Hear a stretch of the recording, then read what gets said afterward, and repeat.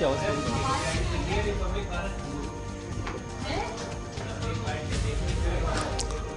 शपथ से पहले प्रणब मुखर्जी से मिले प्रधानमंत्री नरेंद्र मोदी। प्रणब दास से घर जाकर की मुलाकात। पीएम मोदी ने ट्विटर पर शेयर की मुलाकात की फोटो। हरियाणा में महिला की पिटाई वाले वीडियो पर कार्रवाई। स्पेशल पुलिस के 2 अधिकारियों को किया गिरफ्तार। 3 स्पेशल पुलिस ऑफिसर की तलाश कर रही है पुलिस। यूपी के बाराबंकी में जहरीली शराब पीने से 8 लोगों की मौत। मृतकों में एक ही परिवार के 4 लोग शामिल। और हिमाचल के बसंतपुर में सेना के ट्रक में लगी आग। ट्रक में सवार 8 जवान बाल बाल बचे। शिमला से चंडीगढ़ जा रहे थे जवान।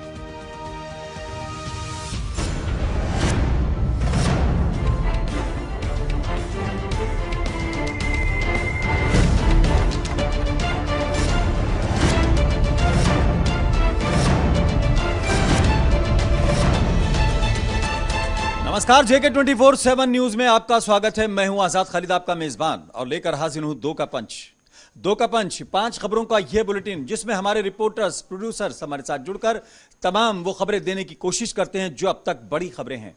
आज जिन 5 खबरों को लेकर हम हाजिर हैं, उसमें बात करेंगे पीएम मोदी के शपथ ग्रहण की तैयारियों की और किस तरह से वो शपथ लेंगे, कौन कौन लोग उसमें होंगे, किन किन को नजरअंदाज किया गया और किस तरह से पाकिस्तान को एक बार फिर इंटरनेशनली और बल्कि इंटरनेशनल प्लेटफॉर्म पर बेनकाब किया गया है। इस पर भी चर्चा करेंगे। लेकिन इसके अलावा हम बात करेंगे, एक और है खबर, कांग्रेस के अंदर घमासान मचा हुआ है। इस्तीफे को लेकर कई लोगों ने इस्तीफा दिया है। हालांकि शुरुआत की थी राहुल गांधी ने, अभी उनके मनाने का, रूठने का सिलसिला जारी है।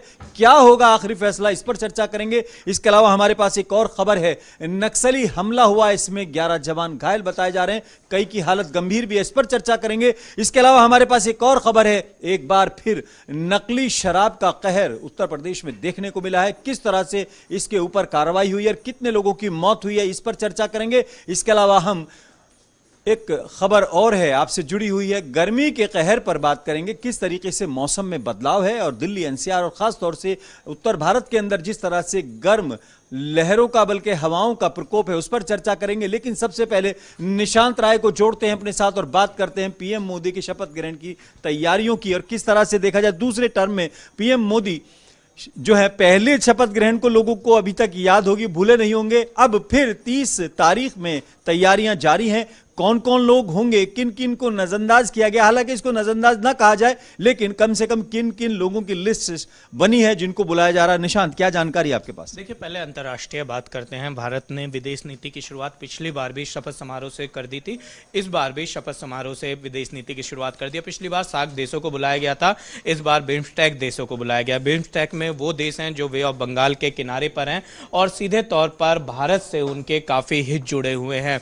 पिछली बार जब सार्क को थोड़ा सा रोकना चाहूंगा, आप बने रहिए हमारे साथ। नवीन कुमार जी हमारे साथ जुड़ गए, बीजेपी नेता है। नवीन जी, बहुत बहुत स्वागत है आपका। क्या तैयारियां हैं, अगर देखा जाए इंटरनेशनली क्या मैसेज देने की कोशिश है, खासतौर से जैसे अभी निशांत कह रहे थे कि जो अंतर्राष्ट्रीय हमारी राजनीति है, जो विदेश नीति है, उसको किस तरह से रिफ्लेक्ट करेगा ये शपथ ग्रहण समारोह? देखिए, ये तो शपथ ग्रहण समारोह है और 30 तारीख को होने वाला निश्चित है शाम को। और इस बार ब्रिक्स देशों के भी सभी राष्ट्राध्यक्ष या प्रधानमंत्री इसमें आने की संभावना है, उनको निमंत्रित किया गया है। और देश के हमारे सभी पॉलिटिकल पार्टी के लोग भी रहने वाले हैं, भाजपा के कार्यकर्ता भी, कुछ प्रमुख कार्यकर्ता वहाँ रहेंगे। इस शपथ ग्रहण से समारोह से केवल एक ही संदेश है, वो संदेश ये है कि भारतीय जनता पार्टी की और एनडीए की जो सरकार बन रही है मोदी जी के नेतृत्व में दूसरी बार पूर्ण बहुमत के साथ, गरीबों के लिए न्याय होगा, किसानों के लिए सम्मान होगा। किसानों के साथ किसान, गरीब, पिछड़े या फिर व्यापारी वर्ग के लोग हो या मध्यम वर्ग के लोग हो, सभी वर्गों के, सभी समाज के लोगों को साथ में लेकर के चलना, उनका विकास करना, यानी देश सेवा, खास तौर से जिसे कहना चाहिए संकल्प के तौर पर देखा जा सकता है इस शपथ ग्रहण को देशों की दिशा में ले जाने का काम कर रहे हैं। हमारे हित में जो देश है उनका स्वागत करते हैं, जो हमारे हित में नहीं है उनको अपनी तरफ करने का प्रयास करेंगे, जैसे नरेंद्र मोदी ने पिछले 5 वर्षों में किया है। और जो उसके बाद भी सुधरे नहीं तो उसको ठीक करने का भी काम दोनों किए। इसलिए ये स्पष्ट है कि हम जो भी नीति है हर देश के हिसाब से हर देश, भारत के हित में जिस देश से जैसी बात करनी होगी उसी प्रकार की बात हमारी सरकार ने पहले भी की है और आगे भी करें। यानी पहले ही दिन से लाइन स्पष्ट हो जाएगी कि कौन नजदीक रहेंगे, कौन दूर रहेंगे। सवाल नजदीक और दूर का कोई है ही नहीं। जो देश में विश्व शांति चाहता है, विश्व का विकास चाहता है, विश्व को तरक्की की राह पर ले जाने वाला है, जो भी देश हो या फिर जो पॉलिटिकल पार्टी हो, उन सबका सम्मान करते हैं, सब हमारे साथ हैं, हम उनके साथ हैं। जो देश में विश्व में विनाश की कोशिश करेंगे, आतंक की जनेवी बनने का प्रयास करेंगे, तो उसको मिटाने की भी कुव्वत और ताकत भारत में। जी बहुत बहुत शुक्रिया नवीन कुमार जी, आपका आपने समय दिया। निशांत, बात हो रही थी सार्क देशों को खास तौर से पिछले कुछ दिनों से, जिस तरह से पाकिस्तान में होने के बाद 2016 के बाद भारत ने खास तौर से उसे नजरअंदाज किया है और बिम्स्टेक को प्रमोट किया, एक तरह से अगर इसको देखा जाए विदेश नीति का कोई रिफ्लेक्शन इसमें? जाहिर सी बात है कि पाकिस्तान को पुलवामा अटैक के बाद से जिस तरीके से अंतर्राष्ट्रीय स्तर पर हमने दुनिया से अलग थलग करने की कोशिश की थी, इस शपथ समारोह के द्वारा हम सीधे तौर पर दुनिया को मैसेज दे रहे हैं कि पाकिस्तान के लिए भारत में अब कोई जगह नहीं है और पाकिस्तान अगर अपनी हरकतों से बाज नहीं आता है तो भविष्य में हम कड़े कदम उठा सकते हैं। लेकिन सार्क में जिस तरीके से अगर बात की जाए, अफगानिस्तान एक शामिल देश है जो बिम्स्टेक में नहीं है। कहा यह जा रहा है कि बिम्स्टेक में अफगानिस्तान के ना होने के बावजूद भी उसको आमंत्रण दिया जाएगा और हो सकता है कि वो शपथ समारोह के दौरान वहां पर रहे। और जहां तक बिम्स्टेक देशों की बात है तो अभी उसकी चेयरमैनशिप नेपाल के पास है। नेपाल पर लगातार जो चीन है वो डोरे डाल रहा है और चीन नेपाल को अपने पक्ष में करने की कोशिशें हैं। ऐसे में भारत का ये कदम बहुत ही बेहतर माना जाएगा क्योंकि नेपाल, मालदीव, भूटान, बांग्लादेश, ये तमाम देश जो हैं, बैंकॉक, ये तमाम, माफ कीजिएगा, थाईलैंड, ये तमाम देश जो हैं बिम्स्टेक के मेंबर हैं। अगर ये भारत आते हैं तो भारत दुनिया में पहला मैसेज ये देगा कि हम अपने पड़ोसियों का सम्मान करते हैं, हम अपने पड़ोसियों के साथ अच्छे व्यापार करना चाहते हैं, हम अच्छे रिश्ते रखना चाहते हैं। दूसरी तरफ पाकिस्तान को न मिलाकर भारत दुनिया में ये मैसेज दे रहा है कि जो देश आतंक की बात करेगा, आतंकी को पनाह देगा, उसको भारत पूरी तरीके से अलग थलग कर देगा। यानी हमारे लिए नेशन फर्स्ट है और पड़ोस सेकंड है, लेकिन पड़ोस में भी वो सेलेक्टिव लोग हैं जिनकी भाषा या जिनकी पॉलिसी कम से कम इंटरनेशनली और खास तौर से भारत के हितों को कहीं ना कहीं फॉलो नहीं करती है या हर्ट करती है, उनको हम नजरअंदाज करेंगे। देखिए, हमारे लिए उस पड़ोसी का सम्मान है जो कि सम्मान से रहे और अपने यहाँ भी शांति और हमारे देश में भी शांति को बनाए रखे। और इसी नीति के चलते हमने सीधे तौर पर उन्हीं देशों को आमंत्रण दिया है। श्रीलंका भी बिम्स्टेक का मेंबर है, जितने भी वे बंगाल के करीबी मुल्क हैं सबको हमने आमंत्रण दिया है। उसके अलावा सार्क में हमने अफगानिस्तान को आमंत्रण दिया है। तो सीधे तौर पर हमारा यही कहना है कि अगर आप भारत के साथ मिलकर चल सकते हैं, अगर आप डेवलपमेंट की बात कर सकते हैं, अगर आप वाकई परिवर्तन चाहते हैं, अगर आप मानवतावादी हैं, तो भारत में आपका स्वागत है। अगर आप ऐसा नहीं करते हैं, आप अपनी धरती पे आतंक को पनाह देते हैं, आप आतंकियों को प्रमोट करते हैं, तो भारत आपको अपने तरीके से निपटेगा और हमने करके दिखाया। बालाकोट इसका उदाहरण है। बहुत बहुत शुक्रिया निशांत राय। यानी भारत की पॉलिसियों को खास तौर से अगर देखा जाए इस बार की शपथ ग्रहण समारोह में रिफ्लेक्शन के तौर पर देखा जा सकता है। बढ़ते हैं अगली खबर की तरफ और बात करते हैं उस बात की जिसमें अगर कहा जाए कि मुझको बर्बादी का कोई गम नहीं, गम है इसका कि बर्बादी का चर्चा क्यों हुआ। क्योंकि कांग्रेस के जो हालत है, 18 राज्यों में जो उसको हार का सामना करना पड़ा है, और अगर बात करें विपक्ष की भूमिका भी नहीं मिली है, अब उसकी चर्चा बहुत हो रही है। राहुल गांधी के इस्तीफे को लेकर लगातार चर्चाएं बनी हुई है। लगातार राहुल गांधी का इस्तीफा इस टाइम चर्चा में है। क्या देंगे, क्या नहीं देंगे, किस तरह से हो रहा है, इस पर चर्चा करेंगे। लेकिन पहले अगर हम देखें, इस पर पॉलिटिकल रिएक्शन हमारे पास आ जाएगा, उस पर भी बात करेंगे। ताबिश कमाल को हम जोड़ रहे हैं अपने साथ। ताबिश, राहुल गांधी सशर्त जो है अपना इस्तीफा वापस लेने को तैयार हो गए हैं, लेकिन शुरू में कहा जा रहा था कि राहुल गांधी को इस्तीफा दिया और राहुल गांधी ने स्वीकार कर दिया। लेकिन अब लग रहा है कि इसको लेकर वो सीरियस थे और अब जो माने हैं तो किन शर्तों पर माने हैं, क्या है आपके पास जानकारी? खालिद साहब, देखिए, राहुल गांधी लगातार ये चाह रहे थे कि वो इस्तीफा दे। देखिए, संगठन में पिछले दिनों हमने देखा कि राहुल गांधी नहीं चाह रहे थे कि ज़्यादा परिवारवाद राजनीति में किया जाए, यानी कि पार्टी ने जितने टिकट दिए हैं, वरिष्ठ नेताओं ने उन पर दबाव बनाया, परिवार का कोई अपने बेटे को, कोई अपनी पत्नी को, कोई अपने भाई को, इस तरह से जो टिकट दिलाना चाहते थे, उससे कहीं ना कहीं राहुल गांधी खासा नाराज थे। वो लेकिन ताबिश इसी लाइन पर मैं रोकना चाहूंगा आपको। जिस तरह उन्होंने कहा कि पुत्र मोह में आप फंसे हैं और आपने पुत्रों के लिए टिकट भी मांगा, उनके लिए चुनाव लड़ा, तो कहीं ना कहीं वो सवाल उनके ऊपर भी आ रहा था, क्योंकि वहां भी पुत्र मोह का मामला है। राहुल भी किसी के पुत्र है और उसी के तहत उनको अध्यक्षता मिली है। क्या ये भी कहीं सवाल आया था क्या?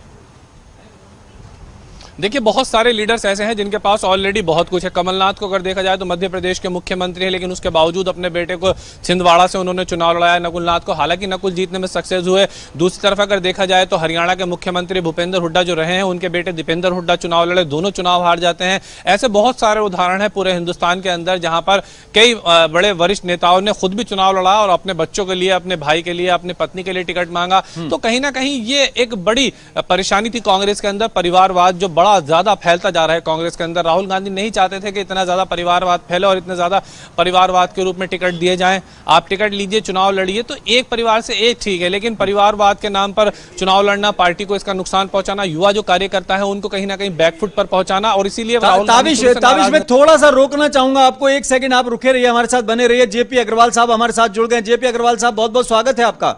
जी मेहरबानी। अग्रवाल साहब, ये जो क्राइसिस एक तरह से कहा जाए या मंथन कहा जाए इसको आपकी भाषा में, तो इसको लेकर राहुल जी ने बाकायदा इस्तीफा दे दिया है, लेकिन अब कहा जा रहा है कि सशर्त वो वापस उन्होंने ले लिया है। लेकिन दो तरफ था, एक तरफ अगर वो इस्तीफा देते हैं और किसी और को बनाते हैं तो ये विपक्ष को मौका मिल जाएगा कि कोई रिमोट वाला, जिसका रिमोट कांग्रेस के इन लोगों के हाथ में है, वो अध्यक्ष बना दिया। और अगर वही रहते हैं तो फिर एक तरह से इस संकट से कैसे उभरेगी कांग्रेस, और खासतौर से आत्ममंथन का दौर चल रहा है आपके यहाँ। कोई बहुत बड़ी बात नहीं है, हमारा पूरा संगठन मजबूत है। एक चुनाव हारे हैं, उस प्रक्रिया में जो बदलाव होगा वो होगा। राहुल जी की आज भी सब लोग बड़ी इज्जत करते हैं। शायद ही कैडर का एक भी आदमी ऐसा हो जो उनको पसंद ना करता हो, और एक मजबूत नेतृत्व है, राजनीतिक समझ और सोच रखते हैं। तो ये, और जहां तक इस्तीफे का सवाल है, जिन लोगों ने इस्तीफा दिया है वो ये कह रहे हैं कि अगर आप कोई चीज बदलाव करना चाहते हैं तो उसकी छूट है आपको। एक सिंबॉलिक होता है, एक सिस्टम है ये, तो इसमें तो कोई हर्जा नहीं है। अग्रवाल साहब, जैसे इस्तीफे को आप कह रहे हैं सिंबॉलिक है, लेकिन क्या ये वो समय नहीं आ गया कि इस्तीफे के बजाय आत्ममंथन को गंभीरता से किया जाए, खामियों पे नजर डाली जाए? ये वही तो प्रोसेस है, आत्ममंथन ही तो हो रहा है ये, कि सब लोग ये सोच रहे हैं कि हम किस तरह कंट्रीब्यूट करें ताकि पार्टी इस संकट से उबर जाए। भाई चुनाव तो हारे हैं ना, चुनाव हारे हैं तो उसके जो जिस तरह पार्टी को आगे ले जाने के लिए कोई कड़ी जोड़नी होगी, उसके लिए सब काम कर रहे हैं। जी बहुत बहुत शुक्रिया जेपी अग्रवाल साहब। ताबिश हमारे साथ जुड़े हुए लगातार। ताबिश, अग्रवाल साहब कह रहे हैं कि ये इस्तीफा एक सिंबॉलिक है, लेकिन ये आत्ममंथन का एक प्रोसेस है।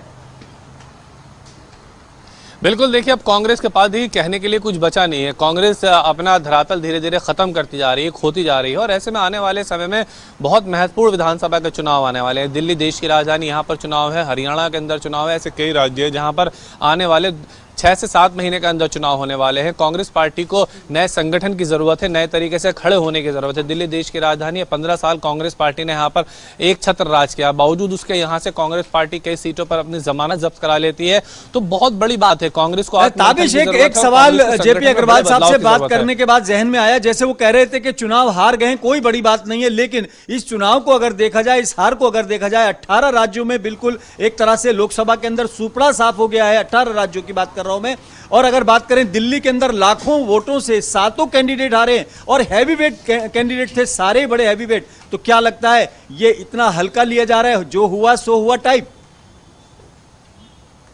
देखिए जो हुआ सो हुआ टाइप तो कांग्रेस में नहीं लिया जा रहा, और यही वजह है कि कांग्रेस के अंदर बहुत ज्यादा आजकल हलचल दिखाई दे रही है। कांग्रेस अध्यक्ष खुद इस्तीफा दे रहे हैं तो बहुत बड़ी बात है। हालांकि पार्टी के कई बड़े सीनियर लीडर्स भी इस्तीफा देने की पेशकश कर चुके हैं। हर कोई चाहता है कि अगर संगठन उनसे बेहतर कोई और चला सकता है तो राहुल जी को मौका मिलना चाहिए। लगातार हम इस बात को जब पूछते हैं कांग्रेस के तमाम लीडर्स से, आखिर इस्तीफे की पेशकश क्यों, तो उन्होंने कहा कि अगर संगठन कोई और चला सकता है, राहुल गांधी अगर चाहें तो वो संगठन का नया रूप खड़ा कर सकते हैं। उत्तर प्रदेश में राज बब्बर के पास संगठन है, तो चाहते हैं अगर वहां पर कोई और संगठन को खड़ा कर सकता है। 2022 में विधानसभा का चुनाव होने वाला है और प्रियंका गांधी वहां से प्रभारी है पूर्वी उत्तर प्रदेश की, तो बहुत जरूरी होगा कि संगठन को पूरे रूप से खड़ा करना होगा। आप चूंकि वहां पर मौजूद हैं, ताबिश आप वहां पर मौजूद हैं, जिस तरह से पिछले दिनों इस्तीफों की बात हुई थी, सोनिया गांधी के इस्तीफों को लेकर अगर बात की जाए तो कार्यकर्ताओं ने आकर विरोध किया था। क्या अकबर रोड पर या कांग्रेस कार्यालय में कार्यकर्ता राहुल को मनाने की कोशिश कर रहे हैं? ये सिर्फ हाई प्रोफाइल नेता ही उनको मना रहे हैं, कार्यकर्ता कहीं दिख रहे हैं?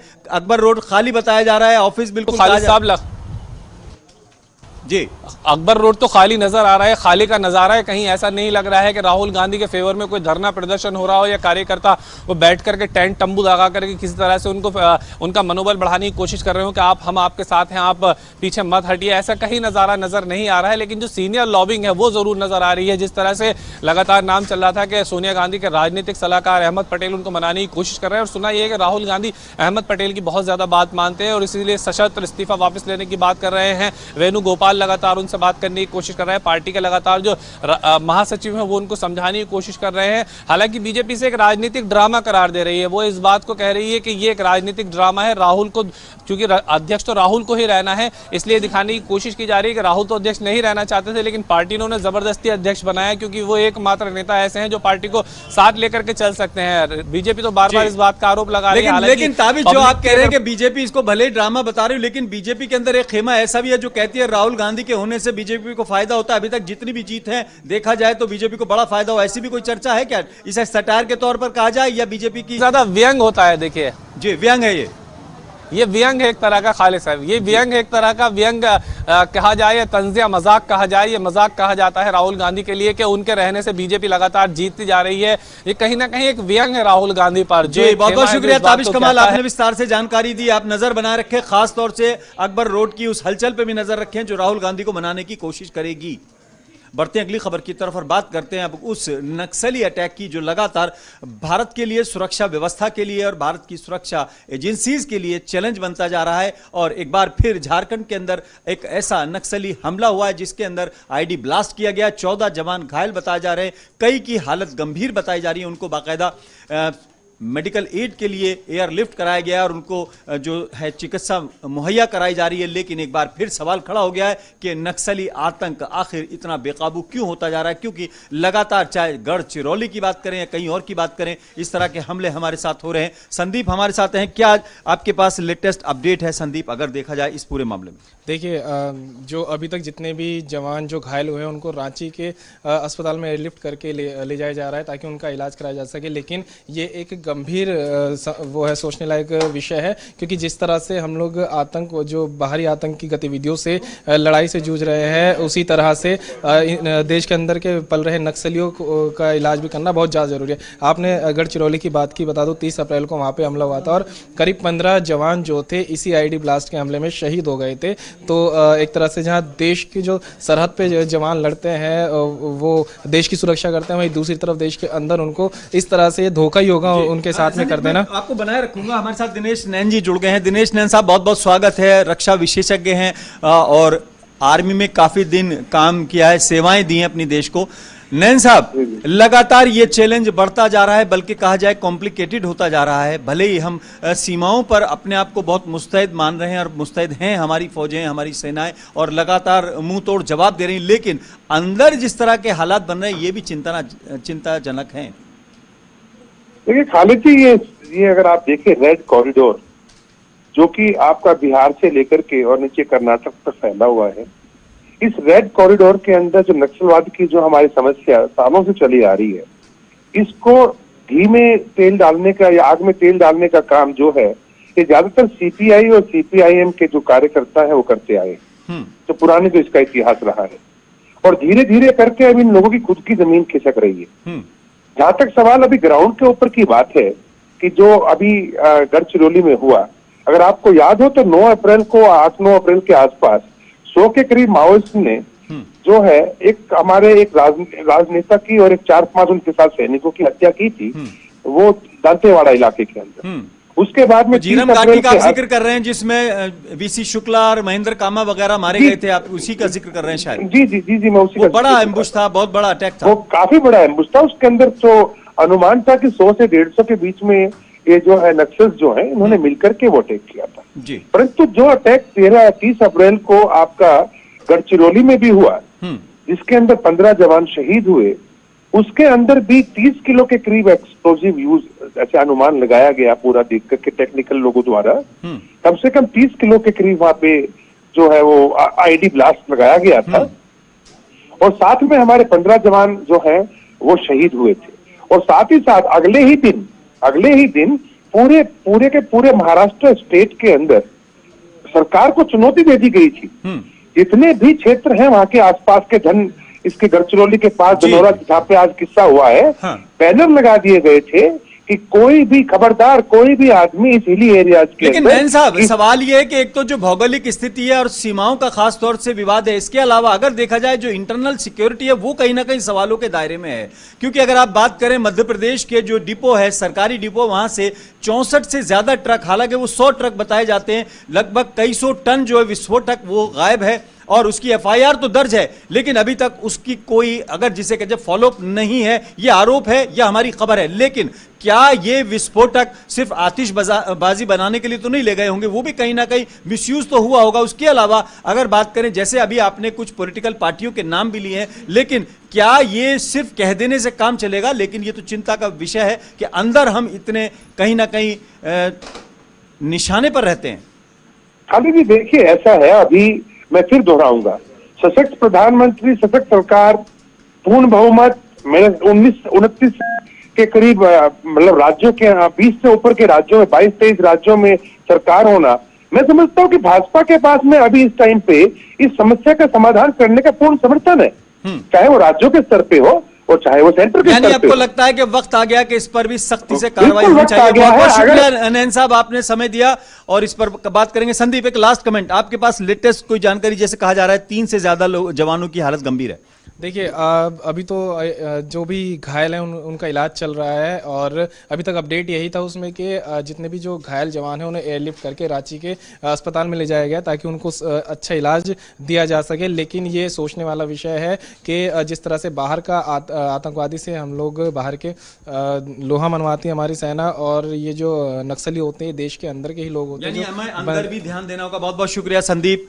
नक्सली अटैक लगातार चिंता का विषय है, चैलेंज बनता जा रहा है। बढ़ते अगली खबर की तरफ और बात करते हैं अब उस अवैध शराब की, जिसको लेकर बाकायदा यूपी के अंदर तो कानून भी बन गया है कि मौत का जो सजा है वो दी जाएगी अगर कोई इलीगल लेकर के कारोबार में मुलव्विस पाया जाएगा। लेकिन आज ही यूपी के ही बाराबंकी में कई लोगों की मौत हो गई है। कहा जा रहा है कि 12 लोगों की मौत हो गई है। एक ही परिवार के 4 से ज्यादा लोगों की मौत हो गई है। वहां पर कंधा देने के लिए भी, जो डेड बॉडी को कंधा देने के लिए भी कोई इंसान या मर्द बचा नहीं है, क्योंकि ज्यादातर जो घर में बड़े लोग थे उनकी मौत हो गई है। यह गंभीर बात है। हालांकि अगर अभी बात करें, फरवरी में ही उत्तर प्रदेश के अंदर और उत्तराखंड के अंदर 112 लोगों की मौत इसी जहरीली शराब से हुई थी और आसाम के अंदर भी 143 लोगों की मौत हो गई थी। पहले बाराबंकी में क्या हुआ इस पर आपको जानकारी दे देते हैं, ऑफिशियल जो जानकारी वो दे देते हैं, फिर इस पर चर्चा करेंगे।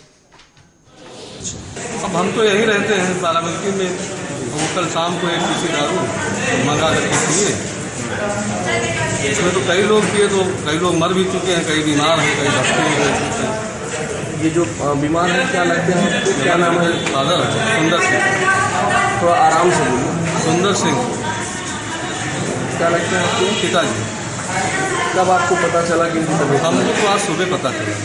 हालांकि जब तक उसकी जांच हो रही है उस पर हम लोग ने जो जिला आबकारी अधिकारी है और जो इंस्पेक्टर हैं, एक मौर्या जी हैं, 3 हेड कांस्टेबल है और 5 कांस्टेबल को तत्काल प्रभाव से निलंबित किया है इस समय। अभी बाकी की देखिए, नहीं, सहारनपुर वाला और कुशीनगर वाला कच्ची शराब से जुड़ा हुआ था, जो दोनों प्रदेशों के सीमा के उस पार से हुए थे। ये मेरे विभाग का ही एक अनुज्ञापी है और ये बहुत दुखद बात है। लगातार हमारे अधिकारियों और कर्मचारियों के ऊपर तत्काल हम लोग ने बहुत समझाने के बावजूद भी और सख्ती करने के बाद भी आज भी उसमें सुधार की आवश्यकता है। अनुज्ञापी यानी जिसको ठेका दिया गया है, यह बाकायदा इसको कहा जाए तो रजिस्टर्ड आदमी है, सरकारी तौर पर इसको मान्यता मिली हुई है, उसकी बात कर रहे थे ये अधिकारी साहब जो थे। और हमारे साथ विपिन सिंह जुड़ गए, हमारे संवाददाता। विपिन, अगर देखा जाए उत्तर प्रदेश में तो फांसी का प्रोविजन है, मौत की सजा का प्रावधान है। अगर इलीगल लिखकर कोई बेचेगा तो सिर्फ निलंबन से क्या कार्रवाई होती हुई नजर आ रही है? आपने इस बारे में पूछा किसी से? जी बिल्कुल पूछा, मगर जो यहाँ का प्रशासन है, अधिकारी हैं, वो कुछ भी बोलने से एकदम कट रहे हैं। यहाँ तक जो आधिकारिक आंकड़ा है मौत का वो भी देने से बच रहे हैं। आपको बता दें, अभी अब तक यहाँ पे 10 लोगों की मौत हो चुकी है, मगर ये जो संख्या लगातार धीरे धीरे बढ़ने की आशंका है। और यहाँ से 26 लोगों को लखनऊ रेफर किया जा चुका है। उसमें से कई लोगों की हालत बेहद गंभीर बनी हुई है। लेकिन जिस तरह से जो ठेके वाले हैं खासतौर से वो कहते ये हैं कि इलीगल लिकर का कारोबार करते हैं और बिना चढ़ावा चढ़ाए जो ये काम हो ही नहीं सकता, तो क्या सिर्फ निलंबन से काम चल जाएगा या ये सिर्फ जो नीचे की जो 4-5 लोगों के अधिकारियों की कड़ी है इसके खिलाफ कार्रवाई से काम चलेगा? बहुत शॉर्ट में देखिए, आप बहुत कम शब्दों में बता दें कि इससे पहले भी यहाँ बाराबंकी में ऐसा हादसा हो चुका है जिसमें 10 से 12 लोगों की मौत हुई थी, जो है जहरीली शराब के मामले में बाराबंकी के देवा क्षेत्र में। मगर उस बार भी यही कहा गया था कि इस बार ऐसे इन लोगों को जो है कार्रवाई की जाएगी, ऐसी सख्त सजा दी जाएगी कि आगे कभी ऐसा न हो, और उसके कुछ सालों बाद ही ये घटना घटी। तो हम ऐसे कैसे माना जाए जब तक प्रशासन इस पर जी। विपिन सिंह, बहुत बहुत शुक्रिया आपका। बिल्कुल ऐसे ही समझे, आसाम की बात हो, उत्तर प्रदेश की बात हो, कुशीनगर की बात हो, या फिर रुड़की की बात हो, या फिर बाराबंकी में लगातार और हादसों की, कि शायद उनका हो ये आखिरी सितम। हर सितम ये सोचकर हम सह गए, लगातार हादसे हर हादसे, मौत पर मौत। अगली खबर, दिल्ली एनसीआर और उत्तर भारत में जिस तरह से गर्मी का प्रकोप बढ़ा हुआ है, खासतौर से कई अलर्ट जारी किए गए। प्रणय शर्मा हमारे साथ रहेंगे, उनसे पूछेंगे कि क्या क्या प्रिकॉशंस जो है मौसम विभाग दे रहा है, क्या क्या कह रहा है कि किस तरह से आप हीट वेव से बचें और जो हीट का स्ट्रोक है उससे बचें। प्रणय शर्मा से जानकारी लेते हैं और सिर्फ अपनी जनता को ये हम जानकारी शेयर करना चाहेंगे कि अगर आपको अपनी सेहत का ध्यान रखना है और लू से बचना है तो प्रणय शर्मा की ये बातें खासतौर से सुने। प्रणय, क्या क्या एडवाइजरी जारी की गई है?